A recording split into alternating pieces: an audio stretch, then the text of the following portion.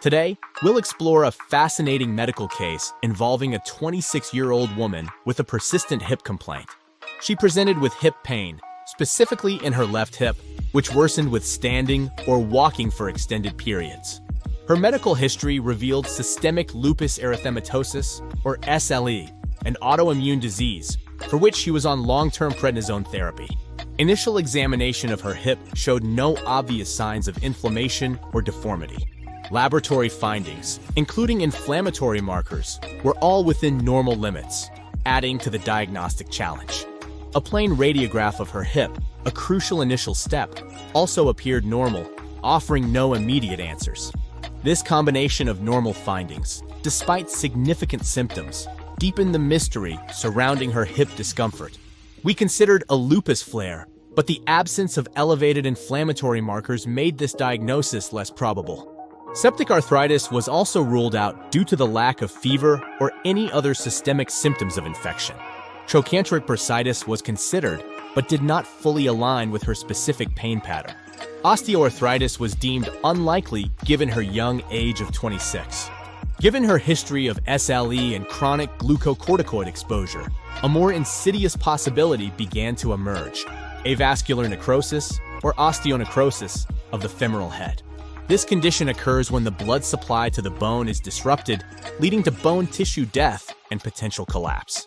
Chronic corticosteroid use, like her prednisone regimen, is a well-known risk factor for AVN, increasing the likelihood of this diagnosis. To confirm this suspicion, an MRI was the necessary next step, as it is highly sensitive in detecting early changes in bone marrow and blood supply. The MRI results confirmed our suspicions, revealing clear evidence of avascular necrosis in her left femoral head. The pathogenesis in SLE patients on corticosteroids is multifactorial. Steroids can lead to fatty deposits in blood vessels, reducing blood flow to the bone. Additionally, SLE itself can cause inflammation and damage to blood vessels, further compromising the blood supply to the bone. Management of AVN depends on its stage and severity. For early-stage cases, core decompression, a surgical drilling procedure, may be considered.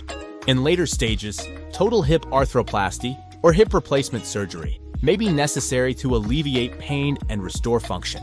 Additional management strategies include pain relievers, physiotherapy, and limiting weight-bearing activities to protect the joint. For medical professionals and students, remember to consider AVN in SLE patients with hip pain, especially those on long-term corticosteroids. Crucially, normal initial radiographs do not rule out AVN. MRI is essential for accurate diagnosis.